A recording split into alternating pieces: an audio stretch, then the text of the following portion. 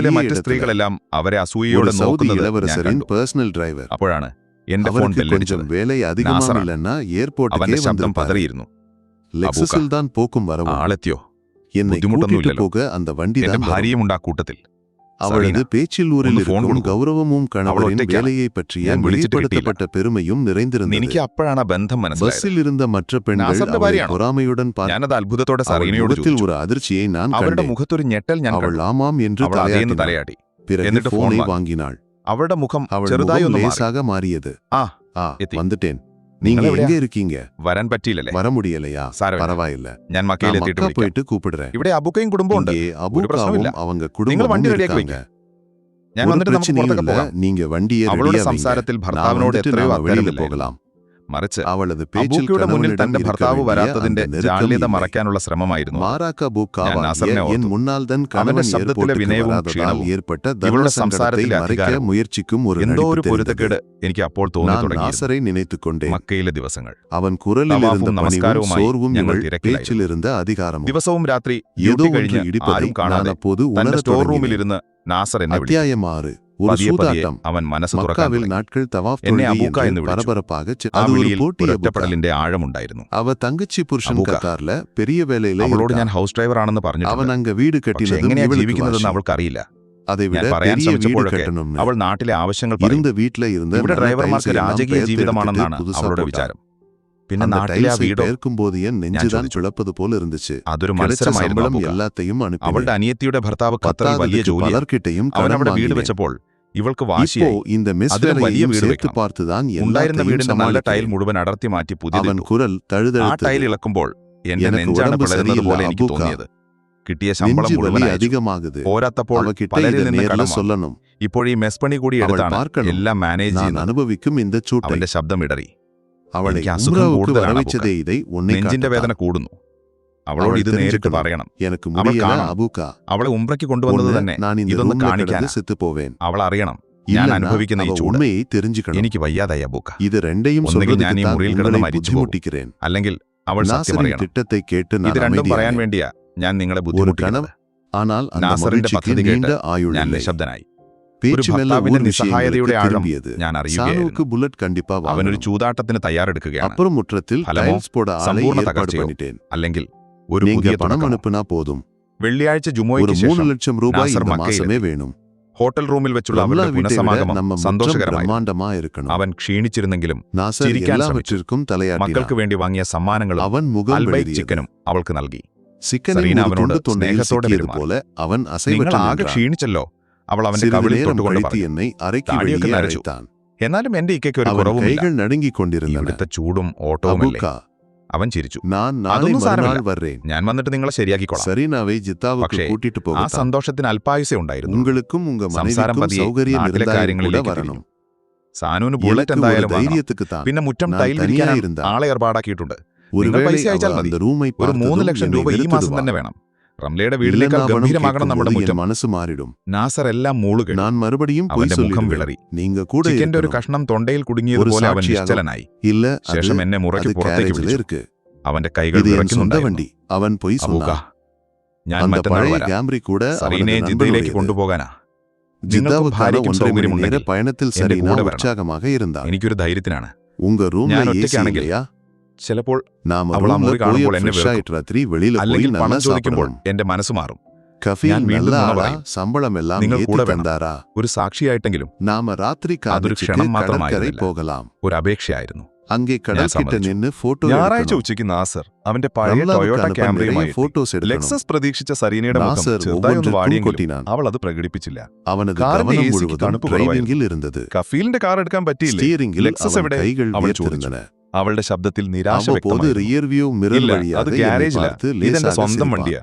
അവൻ കള്ളം പറഞ്ഞു. அந்த ആ சிரிப்பில் പഴയ இருந்த ക്യാമറി പോലും അവന്റെ நிஸ்ஸഹാயத்தையும் സുഹൃത്തിന്റേതായിരുന്നു. பயத்தையும் நான் ജിദ്ദയിലേക്കുള്ള തിരിച്ചറിഞ്ഞேன். 1.5 മണിക്കൂർ യാത്രയിലുടനീളം என் സരീന நெஞ்சிலும் ஒரு ആവേശത്തിലായി. பாரம் ஏற നിങ്ങളുടെ தொடங்கியது. റൂമിൽ AC ഇല്ലേ?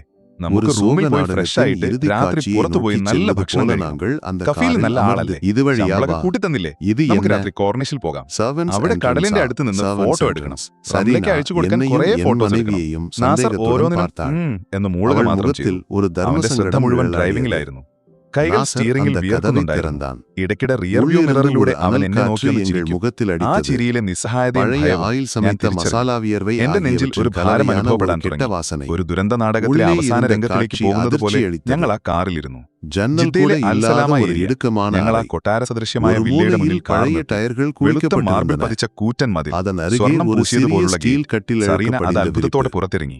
സുവരിൽ ഓ, സാய்ந்து എന്തു நின்று വലിയ உடைந்த വീടല്ലേ? കണ്ണാടി. നിങ്ങൾ ഇവിടെയാണോ? തറയിൽ കരപ്പാൻ നാസറിന്റെ പൂച്ചകൾ താമസം ഓടി ഈ വില്ലയുടെ മறைந்தன. ഉള്ളിൽ സൗകര്യങ്ങളുള്ള ഒരു ഔട്ട് സരീനാവിൻ മുഖത്തിൽ ഹൗസിലായിരിക്കുമെന്ന് ഇരുந்த അവൾ ഉറപ്പിച്ചു. പ്രകാശം അണൈந்தது. അവൾ ഫോൺ എടുത്ത് വില്ലയുടെ അവൾ ഫോട്ടോ വായ് എടുക്കാൻ പിളந்து തുടങ്ങി. അസൈവற்று വാ, நின்றாள். നാസർ പറഞ്ഞു. അവളുടെ അവന്റെ ശബ്ദം കയ്യിലിരുന്ന ശാന്തമായിരുന്നു. വിലയുയർന്ന അവൻ പൈ ഞങ്ങളെ മെഴുകി നയിച്ചത് കീഴേ പ്രധാന വീണത്. ഗേറ്റിലേക്കായിരുന്നില്ല. നാസർ വില്ലയുടെ എந்த മതിലിനോട് ചേർന്നുള്ള ഉണർച്ചിയുമിன்றി അറയിൽ ജനറേറ്റർ മറ്റൊരു റൂമിന്റെ അടുത്തുള്ള പകുതിക്ക് സെன்றான். ചവറ്റുകുട്ടകൾ വെച്ചിരിക്കുന്ന ഒരു ഇതാണ് ഇടനാഴിയിലേക്കാണ്. അവൻ അവിടെ ഒളിച്ചു വെച്ചതുപോലൊരു തറയിലിരുന്ന് ചെറിയ ഗ്യാസ് സ്റ്റൗവൈ ഇരുമ്പുവാതിലിനരികിലേക്കാണ്. ഇതുവഴിയാ bathroom. അവൻ ക്ഷണിച്ചു. ഇതെന്താ? அங்கிருந்த மனநிலையையும் Servants entrance சூட்டையும் ആണോ? தாங்க സരീന முடியாமல் എന്നെയും நானும் എന്റെ என் ഭാര്യയും மனைவியும் സംശയത്തോടെ அறைக்கு നോക്കി. வெளியே വந்தோം. അവളുടെ മുഖത്തൊരു ജാള്യത ബംഗ്ലാവിൻ നിഴലിച്ചു. മരനിഴലിൽ നാസർ നാങ്ങൾ ആ നിன்றோம். വാതിൽ തുറന്നു.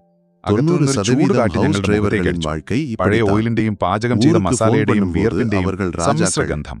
അകത്തെ ஆனால் ദൃശ്യം இங்கே ഞെട്ടിക്കുന്നതായിരുന്നു. உள்ளிருந்து ജനൽ പോലുമില്ലാത്ത സരീനാവിൻ ഒരു മെല്ലിയ ഇടുങ്ങിയ മുറി. തേമ്പൽ സത്തം ഒരു മൂലയിൽ കേട്ടത്. പഴയ ടയറുകൾ சில കൂട്ടിയിട്ടിരിക്കുന്നു. நொடிகளில் அது ஒரு അതിനടുത്തൊരു ചെറിയ பெருங்குரல் സ്റ്റീൽ കട്ടിൽ. அழுகையாக അഴുക്ക് പിടിച്ച പൊട്ടിക്കരച്ചിൽ വിരിപ്പ്. മാറിയത്. ഭിത്തിയിൽ ചാരിവെച്ച എന്നെ പൊട്ടിയ കണ്ണാടി. മன்னிச்சிடுங்க, എന്നെ നിലത്ത് പാറ്റകൾ മன்னிச்சிடுங்க. ഓടി മറയുന്നു. അവൾ സരീനയുടെ നാസറെ മുഖത്തെ കെട്ടിയணைത്ത് പ്രകാശമാണ്. അലറി അഴുതാൾ. അവൾ പാ പൊളിച്ച് നിശ്ചലയായി நான் നിന്നു. எதையுமே അവളുടെ കയ്യിലെ தெரிஞ்சுக்கல. വില കൂടിയ ബാഗ് என்னை താഴെ വീണു. மன்னிச்சிடுங்க. നാസർ இந்த നിർവികാരനായി தீயில മുറിയുടെ മറ്റൊരു என்னைக்கா ഭാഗത്തേക്ക് നടന്നു. இருந்தீங்க. ഇതാണ് இத അടുക്കള. வச்சுட்டு അവൻ தானே നിലത്ത് நான் ഗ്യാസ് സ്റ്റവ് புல்லറ്റുம் കാണിച്ചു. ടൈൽസും ഇത് கேட்டேன். ബാത്റൂം. நான் കരി പിടിച്ച പാത്രങ്ങൾ, நான் தான் ചളി உங்களை പിടിച്ച கொல்லுவேன். കാർപ്പറ്റ്, അസഹനീയമായ നാസർ ചൂട്. അവളെ ചുമരിൽ ഒരു ചെറിയ അணைத்துக்கொண்டு ഫാൻ അവൾ മാത്രം മുതുകை കറങ്ങുന്നു. തടവി ആ കൊടുத்தான். ഫാനിന്റെ കാറ്റിന് അവൻ പോലും ചൂടായി. കണ്ണുകളും நிறைந்திருந்தன. സറീനയ്ക്ക് ശ്വാസം മുട്ടുന്നത് பரவாயில்ல പോലെ തോന്നി. സരീന അവൾ അഴാതെ. ചുമരിൽ പിടിച്ചു. എല്ലാം അവളുടെ കണ്ണുകൾ മുറി ശരിയാകിടും. മുഴുവൻ പരതി.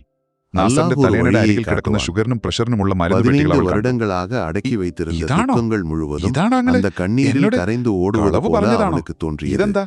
ആരാ ഇവിടെ പോണதை விட താമസിക്കുന്നത്? വേഗത്തിൽ അവൾക്ക് ജിത്താവിൽ വിശ്വസിക്കാൻ നിന്ന് കഴിഞ്ഞില്ല. മക്കാവുക്ക് തിരുമ്പിനോം. നാസർ ഒന്നും പറഞ്ഞില്ല. അവൻ കാറുക്കുൾ ആ സ്റ്റീൽ കട്ടിലിൽ മുഴുமையான ചെന്നിരുന്നു. നിശബ്ദം. തന്റെ വിയർപ്പ് പുരണ്ട തലയണ യാരും കയ്യിലെടുത്തു. എതുവും ആ പേശവിல்லை. ഒറ്റ പ്രവൃത്തിയിൽ എല്ലാ ഉത്തരങ്ങളും ഉണ്ടായിരുന്നു. സരീനാവിൻ 15 തേമ്പൽ വർഷത്തെ സത്തം പ്രവാസത്തിന്റെ മുഴുവൻ സത്യവും ആ അன்று இரவு ഇരിപ്പിലുണ്ടായിരുന്നു. இஷா தொழுகைக்காக അവിടുത്തെ நாங்கள் ஹரம் മാനസികാവസ്ഥയും சென்றோம். ചൂടും താങ്ങാനാവാതെ பெரிய கூட்டம். ഞാനും ഭാര്യയും മുറിക്ക് പുറത്തിറങ്ങി. പള്ളിക്കുൾ നുഴയ വില്ലയുടെ തണലുള്ള ഒരു முடியாவிட்டாலும் മരച്ചുവട്ടിൽ நாங்கள் ഞങ്ങൾ നിന്നു. മുറ്റത്തിൽ തൊഴുകை നടത്തിனோம். 90% ഹൗസ് ഡ്രൈവർമാരുടെയും തൊഴുകை ജീവിതം முடிந்த ഇങ്ങനെയൊക്കെ பிறகும் തന്നെ. സരീന എഴവിல்லை. നാട്ടിൽ ഫോൺ വിളിക്കുമ്പോൾ അവൾ അവർ സജ്ദാവിൽ രാജാക്കന്മാരാണ്. നെற்றி പക്ഷേ പതിച്ച് ഇവിടെ അഴുതു കൊണ്ടിരുന്നാൾ. അകത്തുനിന്ന് സരീനയുടെ ഒരു മക്കൾ നേർത്ത കലൈந்து തേങ്ങൽ சென்ற ഞങ്ങൾ കേട്ടു. பிறகும் അവൾ அப்படியே നിമിഷങ്ങൾക്കകം കിടந்தாள். അതൊരു പൊട്ടിക്കരച്ചിലായി മാറി. சிறிது நேரம் നിങ്ങളോട് கழித்து ഞാൻ எழுந்தாள். എന്നോട് പൊറുക്കേക്ക. അവൾ കണ്ണുകൾ അവൾ അഴുത് നാസറിനെ കെട്ടിപ്പിടിച്ച് സിവந்திരുந்தன. അലറി நான் കരയുകയായിരുന്നു. കഫാവിന് അരികെ ഞാനൊന്നും പോകണം. അറിഞ്ഞില്ല. എന്നോട് அது ക്ഷമിക്കുക. ஒரு பிடிவாதமாக இருந்தது. തീയിലായിരുന്നോ എന്റെ എക്ക? എന്നിട്ടാണോ கூட்டத்தின் ഞാൻ வழியே ബുള്ളറ്റും நாங்கள் ടൈലും ചോദിച്ചത്? தள்ளிப்பிடித்துக் கொண்டு மத்வாஃப் தவாஃப் ഞാനാണ് செய்யும் നിങ്ങളെ இடம் കൊല്ലുന്നത്. அடைந்தோம். നാസർ അവളെ കഫാവെ ചേർത്ത് ചുറ്റി പിടിച്ച് പുറം തവാഫ് ചെയ്യും തടവിക്കൊണ്ടിരുന്നു. ഇടം. അവന്റെ കണ്ണുകളും നിറഞ്ഞിരുന്നു. സരീന ഓടുവதை സാരല്ല സരീന, പോലத்தான் നീ കഫാവിൻ കരയല്ലേ? അരികെ சென்றாள். നമുക്കെല്ലാം ശരിയാക്കാം. അവൾ അള്ളാഹു ഒരു വഴി കഫാവിൻ ഉണ്ടാക്കി തരും. കിസ്വാവൈ 15 വർഷമായി അടക്കി വെച്ച സങ്കടങ്ങൾ മുഴുവൻ ആ കണ്ണുനീരിലൂടെ ഒഴുകി പോകുന്നത് പോലെ അവന് തോന്നി. അഴുതാൾ. പോയതിലും വേഗത്തിലായിരുന്നു ജിദ്ദയിൽ നിന്ന് മക്കയിലേക്കുള്ള മടക്കം. കാറിനുള്ളിൽ സമ്പൂർണ്ണ നിശബ്ദത. ആരും ഒന്നും സംസാരിച്ചില്ല. പിൻസീറ്റിൽ സെറീനയുടെ തേങ്ങലുകൾ മാത്രം. അവൾ മുഖം ഷോളിൽ പൊത്തിപ്പിടിച്ചിരുന്നു. നാസർ ഇടയ്ക്ക് തിരിഞ്ഞു നോക്കി അവളെ ആശ്വസിച്ചു. സാരമില്ല സെറീന, നീ ഒന്നും അറിഞ്ഞിട്ടല്ലോ. കരയല്ലേ? നമുക്കെല്ലാം ശരിയാക്കാം. അല്ലാഹ് ഒരു വഴി ഉണ്ടാക്കി. ഓരോ തവണ ആശ്വസിപ്പിക്കുമ്പോഴും അവളുടെ കരച്ചിൽ കൂടുകയല്ലാതെ കുറഞ്ഞില്ല. അവൾ സ്വന്തം കൈകളിൽ നഖമാഴ്ത്തി സ്വയം വേദനിപ്പിക്കുന്നത് ഞാൻ കണ്ടു. ഞാനും ഭാര്യയും സാക്ഷികളെ പോലെ നിശബ്ദരായിരുന്നു. ഒരു കുടുംബത്തിന്റെ, ഒരു ജീവിതത്തിന്റെ ഗതിമാറുന്ന നിമിഷങ്ങൾക്കാണ് ഞങ്ങൾ സാക്ഷ്യം വയ്ക്കുന്നതെന്ന് എനിക്ക് ഉറപ്പായിരുന്നു. കാർ മക്കയെ സമീപിക്കുമ്പോൾ ഹരമിൽ നിന്നുള്ള ബാങ്കുവിളി കേട്ടു തുടങ്ങി. ആ ബാങ്കുവിളി സരീനയുടെ ഹൃദയത്തിലേക്കാണ് തുളച്ചു കയറുന്നതെന്ന് എനിക്ക് തോന്നി. അന്ന് രാത്രി ഇശാ നമസ്കാരത്തിന് ഞങ്ങൾ ഹറമിലെത്തി. വലിയ തിരക്കായിരുന്നു. പള്ളിയുടെ ഉള്ളിലേക്ക് കടക്കാൻ കഴിഞ്ഞില്ലെങ്കിലും ഞങ്ങൾ മുറ്റത്താണ് നമസ്കരിച്ചത്. നമസ്കാരം കഴിഞ്ഞിട്ടും സരീന എഴുന്നേറ്റില്ല. അവൾ സുജൂദിൽ കിടന്ന് കരയുകയായിരുന്നു. ആളുകൾ ഒഴിഞ്ഞുപോയിട്ടും അവൾ ആ കിടപ്പ് തുടർന്നു. കുറച്ചു കഴിഞ്ഞ് അവൾ എഴുന്നേറ്റു. അവളുടെ കണ്ണുകൾ കരഞ്ഞു കലങ്ങിയിരുന്നു. എനിക്ക് കാബയുടെ അടുത്ത് പോകണം. അതൊരു വാശിയായിരുന്നു. തിരക്കിലൂടെ ഞങ്ങൾ തള്ളി നീങ്ങി കാബയ്ക്ക് ചുറ്റും തവാഫ് ചെയ്യുന്ന സ്ഥലം. സെറീന ഓടുന്നത് പോലെയാണ് കാബയുടെ അടുത്തേക്ക് ചെന്നത്. അവൾ കാബയുടെ കില്ല പിടിച്ച് അതിലേക്ക് മുഖം ചേർത്ത് വെച്ചു. റബ്ബേ, എന്റെ നാഥ, പൊങ്ങച്ചത്തിന് വേണ്ടി, മറ്റുള്ളവരെ കാണിക്കാൻ വേണ്ടി എന്റെ ഭർത്താവിന്റെ പണം ഞാൻ തുലച്ചു. അദ്ദേഹം ഇവിടെ ഈ തീയിൽ വെന്തുരുകുന്നത് ഞാൻ അറിഞ്ഞില്ല. എന്നോട് ക്ഷമിക്കണേ നാഥ, എനിക്ക് പുറത്തു തരണേ നാഥ, എന്റെ പൊങ്ങച്ചൻ നീ മാപ്പാക്കണം. അവളുടെ പ്രാർത്ഥന ഒരു വിലാപമായിരുന്നു. തവാഫ് ചെയ്യുന്ന ആയിരക്കണക്കിന് ആളുകൾക്ക് നടുവിൽ വെച്ച് അവൾ തിരിഞ്ഞ് നാസറിനെ കെട്ടിപ്പിടിച്ചു. എന്നോട് മാപ്പ് പറ, എനിക്ക് പുറത്തു തന്നില്ലെങ്കിൽ. നാസർ അവളെ ചേർത്ത് പിടിച്ചു. അവന്റെ താടിരോമങ്ങളിലൂടെ കണ്ണുനീർ ഒഴുകുന്നുണ്ടായിരുന്നു. മതി സെറീന, போனின் കരയല്ലേ. மறுமுனையில் അല്ലാഹു சானு என்ன പുറത്തു തരും. சொன்னான் என்று നീ എല്ലാം எங்களுக்கு അറിഞ്ഞല്ലോ, தெரியவில்லை. എനിക്കത് മതി. ஆனால் ആ സരീനാവിൻ സത്യത്തിന്റെ குரலில் ഭവനത്തിന് இருந்த മുന്നിൽ உறுதியை ആ நாங்கள் ദമ്പതികൾ உணர்ந்தோம். പരസ്പരം പുറത്ത് அவள் പുതിയൊരു നാസറിடம் ജീവിതം சொன்னாள், തുടങ്ങുകയായിരുന്നു. இனிமே അത് ஒரு കണ്ടു ரியால் നിന്ന கூட എന്റെ எனக்காக കണ്ണുകളും നിറഞ്ഞു. அனுப்பாதீங்க. அந்த கடனை ഹോട്ടലിലേക്കുള്ള நாம മടക്കത്തിൽ 2 പേരും സെറീന சேர்ந்து ശാന്തയായിരുന്നു. அடைக்கலாம். പക്ഷെ അത് நான் പഴയ ஊருக்கு போயிட்டு സെറീനയായിരുന്നു. ஏதாவது ஒரு வேலைக்கு തിരിച്ചറിവിന്റെ വെളിച്ചം போறேன். വീണ് ഒരു പുതിയ வேணும்னா മനുഷ്യനായിരുന്നു. நாம அந்த வீட்டை അടുത്ത வித்திடலாம். ദിവസങ്ങളിൽ അവളിലുണ്ടായ அந்த മാറ്റം பெருமைக்காக എന്റെ கட்டிய ഭാര്യ வீடு நமக்கு അത്ഭുതത്തോടെയാണ് வேண்டாம். ശ്രദ്ധിച്ചത്. അനാവശ്യ நாசர் அவளை സംസാരങ്ങളില്ല, ഷോപ്പിങ്ങിന് சமாதானப்படுத்துவதை പോകാൻ நான் അവൾ கேட்டேன். കൂട്ടാക്കിയില്ല. உம்ரா முடிந்து എനിക്കൊന്നും ஊர் വേണ്ട, திரும்பும் നിങ്ങൾ நாள் പോയി വാങ്ങി എന്ന് லக்கேஜ்களை മാത്രം പറഞ്ഞു. எல்லாம் பஸ்ஸில் കിട്ടുന്ന வைத்துவிட்டு സമയം മുഴുവൻ நாங்கள் ഹറമിൽ நாசருக்காக പ്രാർത്ഥനയിലോ காத்திருந்தோம். റൂമിലിരുന്ന് ഖുർആൻ அவன் ഒതുകിയുമായിരുന്നു. வந்தான். என் നാട്ടിലേക്ക് கைகளை വിളിക്കുമ്പോൾ பிடித்துக் മകൻ கொண்டான். സാനുവിനോട് അവൾ ரொம்ப ആദ്യമായി நன்றி ദേഷ്യപ്പെടുന്നത് അബുക്ക. ഞങ്ങൾ കേട്ടു. நீங்க ബുള്ളറ്റും கூட വേണ്ട, ഒരു வந்தது കോപ്പും எனக்கு വേണ്ട, ஒரு பெரிய ഉള്ള தைரியமா വണ്ടിയിൽ പോയാൽ മതി. இருந்துச்சு. നിന്റെ ഉപ്പ എവിടെ കിടന്ന് കഷ്ടപ്പെടുന്നത് எல்லாம் എന്തിനാണെന്ന് அல்லாஹ் ஒரு നിനക്കറിയോ? வழியை മിണ്ടാതെ காட்டிட்டான். പൾസർ എടുത്തോണ്ട് പോയാൽ മതി. சரீனா ഇല്ലെങ്കിൽ നടന്നു என் ഇനി மனைவியிடம் നിന്റെ யாத்திரை ആഗ്രഹങ്ങൾ പറഞ്ഞു. നടത്താനല്ല ഉമ്മ ജീവിക്കുന്നത്. அவள் கண்களில் ഫോണിന്റെ അപ്പുറത്ത് நன்றியும் സാനു എന്തു குற்ற പറഞ്ഞുവെന്ന് உணர்ச்சியும் ഞങ്ങൾക്കറിയില്ല. கலந்திருந்தன. പക്ഷെ സെറീനയുടെ நான் ശബ്ദത്തിൽ ദൃഢത ഞങ്ങൾ ஒன்னும் തിരിച്ചറിഞ്ഞു. சொல்லாதம்மா, അവൾ നാസറിനോട് പറഞ്ഞു, எல்லாம் ഇനി ഒരു மனசிலாகி റിയാൽ என் പോലും എനിക്ക് വേണ്ടി மனைவி அவளை അയക്കരുത്. ஆறுதல் ആ കടം படுத்தினாள். നമുക്ക് ഒരുമിച്ച് വീട്ടണം. ഞാൻ பஸ் നാട്ടിൽ நகரத் വന്നിട്ട് தொடங்கியது. എന്തെങ്കിലും ഒരു ജോലി ചെയ്യും. நாசர் നമുക്ക് ആ அங்கேயே വീട് நின்று വിൽക്കണേക്കാം. கொண்டிருந்தான். ആ പൊങ്ങച്ചത്തിന്റെ വീട് നമുക്ക് വേണ്ട. சரீனா பஸ்ஸின் நாசர் அவளை கண்ணாடி வழியே சமாதானிப்பிക്കുന്നത് ഞാൻ அவனையே കേട്ടു. பார்த்து கொண்டிருந்தாள். ഉംറ കഴിഞ്ഞ് മടങ്ങുന്ന ദിവസമായി. அந்த பார்வை ലഗേജുകളെല്ലാം மறையும் வரை ബസ്സിൽ വെച്ച് நாசர் கை ഞങ്ങൾ அசைத்துக் നാസറിനെ கொண்டே കാത്തിരുന്നു. இருந்தான். അവൻ വന്നു. அது வெறும் അവൻ എന്റെ കയ്യിൽ வழியனுப்புதல் പിടിച്ച് அல்ல, പ്രത്യേകം നന്ദി പറഞ്ഞു. ஒரு புதிய അബൂക്ക് தொடக்கத்தின் കൂടെ വന്നത് வாக்குறுதி. നന്നായി. എനിക്കൊരു நான் ധൈര്യമായിരുന്നു. ஊருக்கு திரும்பி എല്ലാം 6 അള്ളാഹു மாதங்கள் ഒരു വഴി ഉണ്ടാക്കി கடந்திருக்கும். തന്നു. സെറീന ஒரு நாள் എന്റെ ഭാര്യയോട് நாசரின் യാത്ര கால் പറഞ്ഞു. வந்தது. അവളുടെ കണ്ണുകളിൽ നന്ദിയും அவனது குரலில் കുറ്റബോധവും இதற்கு முன் ഇടകലർന്നു. இல்லாத ஒரு மகிழ்ச்சியும் ഞാൻ சமாதானமும் എല്ലാം இருந்தது. അള്ളാഹു ഒരു വഴി அபுக்கா ഉണ്ടാക്കി തന്നു. சௌக்கியமா? സരീന എന്റെ അതേ ഭാര്യയോട് നാസർ. യാത്ര പറഞ്ഞു. என்ன விசேஷம்? അവളുടെ കണ്ണുകളിൽ നന്ദിയും அல்ஹம்துலில்லாஹ். കുറ്റബോധവും നല്ല വിശേഷം. ഇടകലർന്നിരുന്നു. ഞാൻ சரீனா மொத்தமா எல்லாம் மாறிட்டா அபுக்கா. ഒന്നും പറയണ്ട, அவ எல்லாம் இப்ப മനസ്സിലായി. ஊர்ல சின்னதா എന്റെ தையல் ഭാര്യ வேலைய അവളെ ஆரம்பிச்சிருக்கா. ആശ്വസിപ്പിച്ചു. வீட்ல இருந்த அனாவசிய செலவு ബസ് எல்லாத்தையும் നീങ്ങുമ്പോൾ நிறுத்திட்டா. നാസർ അവിടെ തന്നെ നിൽക്കുന്നുണ്ടായിരുന്നു. அவ സരീന சம்பாதிக்கிற ബസിന്റെ காசுல தான் ഗ്ലാസ്സിലൂടെ അവനെ இப்போ തന്നെ வீட்டு செலவெல்லாம் നോക്കിയിരിക്കുകയായിരുന്നു. நடக்குது. ആ നോട്ടം அவ അവസാനിക്കുന്നത് எனக்கு വരെ இங்க என் நாசர் மருந்துக்காக பணம் அனுப்பி കൈവീശിക്കൊണ്ടിരുന്നു. வச்சா. അത് அவன் വെറും ஒரு യാത്രയായി நிமிடம் പായിരുന്നില്ല. நிறுத்திவிட்டு சிரித்துக்கொண்டே ഒരു പുതിയ சொன்னான். തുടക്കത്തിന്റെ சானு இப்போ വാഗ്ദാനമായിരുന്നു. பல்சர்ல தான் காலேஜ் ഞാൻ போறான். നാട്ടിൽ തിരിച്ചെത്തി 6 മാസങ്ങൾ കഴിഞ്ഞു அவன் കാണും. சந்தோஷமா ഒരു இருக்கான். ദിവസം அவன் என்னை നാസറിന്റെ அடிக்கடி കോൾ വന്നു. கூப்பிடுறான். അവന്റെ ശബ്ദത്തിൽ பக்கத்துல മുമ്പെങ്ങുമില്ലാത്ത ஒரு கடையில സന്തോഷവും பார்ட் டைம் സമാധാനവും வேலைக்கும் ഉണ്ടായിരുന്നു. போறான். അബുക്ക, സുഖമല്ലേ? சொந்தமா பைக் வாங்க அதே நாசர். போறானாம். എന്തൊക്കെയുണ്ട് என் വിശേഷം? மனமும் நிறைந்தது. உன் അൽഹംദുലില്ലാ, வேலை, നല്ല വിശേഷം. அந்த மெஸ் സരീനെ சமையல், ആകെ മാറി അബുക്ക. அந்த അവൾ மெஸ் ഇപ്പോൾ வேலையை நான் നാട്ടിൽ ചെറിയ நிறுத்திட்டேன் രീതിയിൽ തയ്യൽ அபுக்கா. ജോലി തുടങ്ങിയിട്ടുണ്ട്. இப்போ വീട്ടിലെ இந்த അനാവശ്യ டிரைவர் ചെലവുകളെല്ലാം சம்பளம் നിർത്തി. மட்டுமே போதும். അവൾ സമ്പാദിക്കുന്ന പൈസ കൊണ്ടാണ് நாங்க ഇപ്പോൾ വീട്ടിലെ சந்தோஷமா ചെലവുകൾ வாழ்றோம். നടക്കുന്നത്. கடன் எல்லாம் അവൾ എനിക്ക് கொஞ்சம் ഇങ്ങോട്ട് கொஞ்சமா പൈസ അയച്ചു குறையுது. തന്നു, എന്റെ മരുന്നിന് വേണ്ടി. மனசுல நிம்மதி അവളൊന്ന് இருக்கு. നിർത്തി. அந்த പിന്നെ ரூம்ல ചിരിച്ചുകൊണ്ട് പറഞ്ഞു, இப்போ സാനു எனக்கு ഇപ്പോൾ பழைய പൾസറിൽ சூடு തന്നെയാണ് தெரிகிறது. കോളേജിൽ പോകുന്നത്. അവൻ அவன் தொடர்ந்தான். ഹാപ്പിയാണ്. மனசு அவன் என்னை இடைக்கு குளிர்ந்துட்டாலும் கூட விളിക്കാറുണ്ട്. சூடெல்லாம் അവൻ ஒரு അടുത്തുള്ള ഒരു பிரச்சனையே കടയിൽ இல்ல പാർട്ട് ടൈം அபுக்கா. ജോലിക്കും പോകുന്നുണ്ട്. சில സ്വന്തമായി ബൈക്ക് உண்மைகளை വാങ്ങാൻ. காட்ட இறைவன் எந்த ஒவ்வொரு மனசும் வழியை நிறைவு. வச்சிருப்பான். നിന്റെ ജോലിയോ? என் ആ வழி മെസ് இது. പണി? நீங்க அதுக்கு ஒரு ഞാൻ ആ മെസ് சாட்சியா പണി നിർത്തി இருந்தீங்க. അബുക്ക. ഇപ്പോ ഈ போனை ഡ്രൈവറുടെ ശമ്പളം வைத்த போது മാത്രം മതി மக்காவின் ഞങ്ങൾക്ക്. அந்த இரவு என் സുഖമായി மனதில் ജീവിക്കാം. விரிந்தது. കടങ്ങളൊക്കെ കുറഞ്ഞു തുടങ്ങി. கஃபாவை சாட்சியாக சமாதானம். வைத்து ஒரு ആ குடும்பம் മുറിയിൽ ஒന്നിச்ச എനിക്കിപ്പോൾ அந்த പഴയ ചൂട് தருணம். തോന്നാറില്ല. உண்மை. മനസ്സ് തണുത്താൽ அது മുറിയിലെ எவ்வளவு ചൂടൊന്നും ഒരു சுட்டாலும் சரி, പ്രശ്നമല്ല அதற்கு அபுக்கா. வாழ்க்கையை சுத்தப்படுத்தும் தொடர்ந்து. சக்தி உண்டு ചില என்று நான் സത്യങ്ങൾ நினைத்துக் കാണിക്കാൻ கொண்டேன். ദൈവം ഓരോ அது വഴികളുണ്ടാക്കും. பைத்துல் சரீனா എന്റെ இப்போதும் വഴി அங்கேதான் ഇതായിരുന്നു. இருக்கும். അബുക്കയായിരുന്നു അതിനൊരു ஆனால் സാക്ഷി. அது இப்போது பெருமையின் ഫോൺ சின்னம் വെച്ചപ്പോൾ அல்ல, മക്കയിലെ ആ രാത്രി உண்மையை എന്റെ മനസ്സിൽ உணர்ந்ததன் തെളിഞ്ഞു. சின்னமாக மாறி കഅബയെ இருக்கிறது. സാക്ഷി